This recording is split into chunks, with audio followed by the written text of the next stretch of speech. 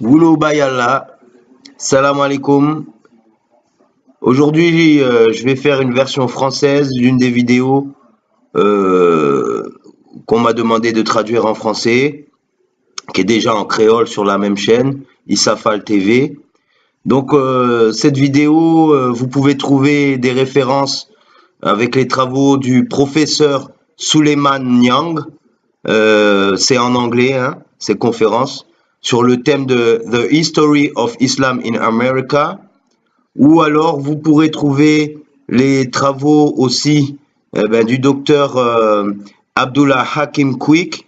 Voilà, c'est un Américain qui aussi a travaillé sur les mêmes sujets de Black Muslim History, euh, pendant l'esclavage, et aussi apparemment sur 8 siècles. Vous pouvez voir ces vidéos. Donc, docteur Abdullah Hakim Quick, donc qui se trouve aux États-Unis. Donc, on va parler de Omar ibn Saïd. Omar ibn Saïd, c'est un personnage qui est pas connu. Pourtant, il écrivait en arabe et il était déporté du Fouta Toro. Il est né en 1770 et il est mort en 1864. Il est né dans l'actuelle région du Sénégal, à Fouta Toro, une région entre le fleuve Sénégal et le fleuve Gambie en Afrique de l'Ouest. Dans une riche famille, son père s'appelait Saïd et sa mère Hani. Donc c'est des Halpolar, des Fulani, des Peuls. Après ces universités coraniques, où il a appris donc la langue arabe et même à écrire les langues africaines, le halpular, en alphabet arabe. Oumar s'abreuva de connaissances auprès de plusieurs maîtres sur une période de 25 ans, où il devint par la suite enseignant et commerçant. Il était un érudit islamique peul qui a passé 25 années de sa vie à étudier avec d'importants autres érudits islamiques en Afrique, l'école de Timbuktu, du Soudan, de l'empire du Songhai. En 1807, il a été capturé par les armées Bambara au cours d'un conflit militaire qui les opposait aux Peuls, puis vendu aux trafiquants d'esclaves et emmené aux États-Unis. Il s'est échappé d'un maître cruel à Charleston, en Caroline du Sud, pour se rendre à Fayetteville, en Caroline du Nord. Là, il a été capturé et vendu plus tard à James Owen.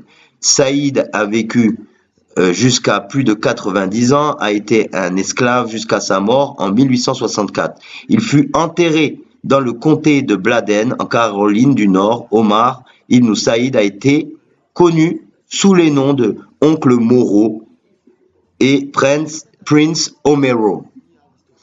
Donc, le texte d'Omar ibn Saïd, qui a écrit son autobiographie avec l'alphabet arabe, en langue arabe, en 1831.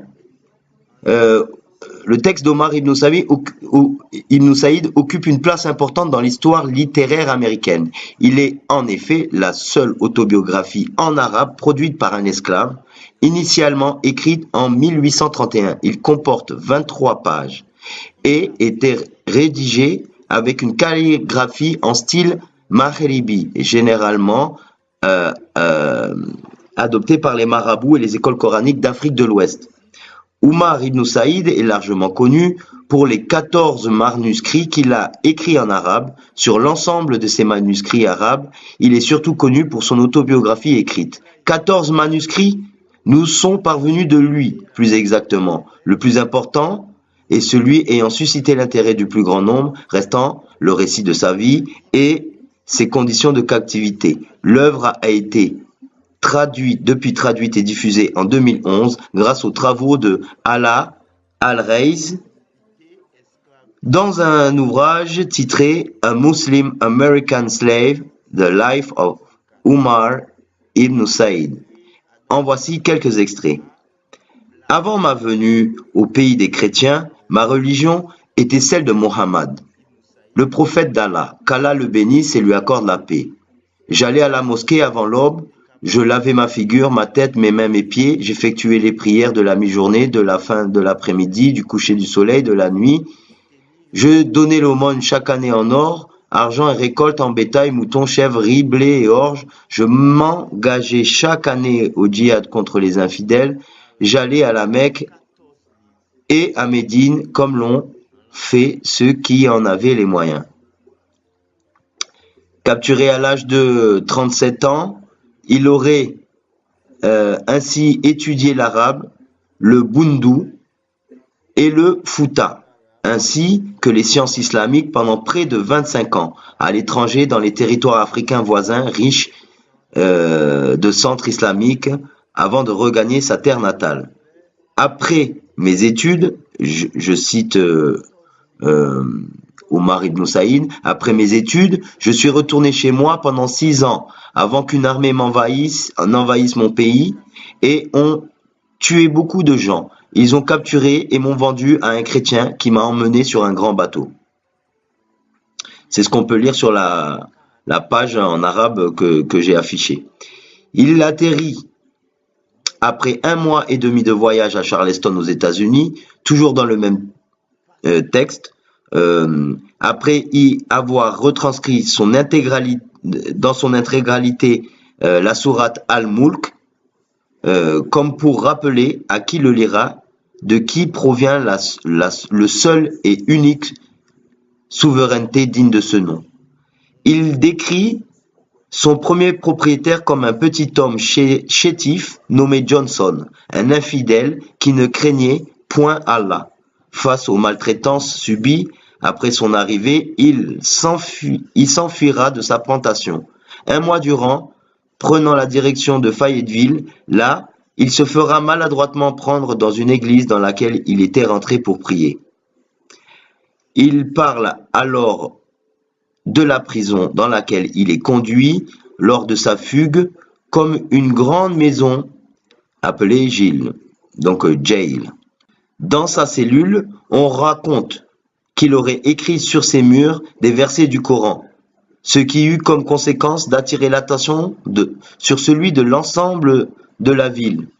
Jim Owen, frère du gouverneur de la Caroline du Sud, finira ainsi par le racheter et le conduire dans sa maison familiale, une famille qu'il jugera plutôt positivement dans ses écrits. Tout ce qu'il mange, je le mange. Tout ce qu'il porte, il me le donne une fois usé. Ces écritures étranges fascinèrent ses geôliers et les habitants de la ville. Il sera racheté par un certain Mitchell, puis devint propriété du général James Owen de Bladen County, avec lequel il restera jusqu'à sa mort en 1864. Année également de la disparition de Al-Hajj Umar Futi Utal, son contemporain et homonyme. Il était âgé de 94 ans et n'avait pas laissé de descendance en Amérique.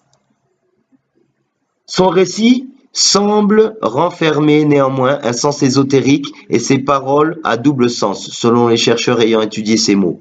Malgré sa dite conversion au christianisme, telle que ce fut parfois l'usage en son milieu, il continua à louer Muhammad et de faire référence au Coran dans ses écrits.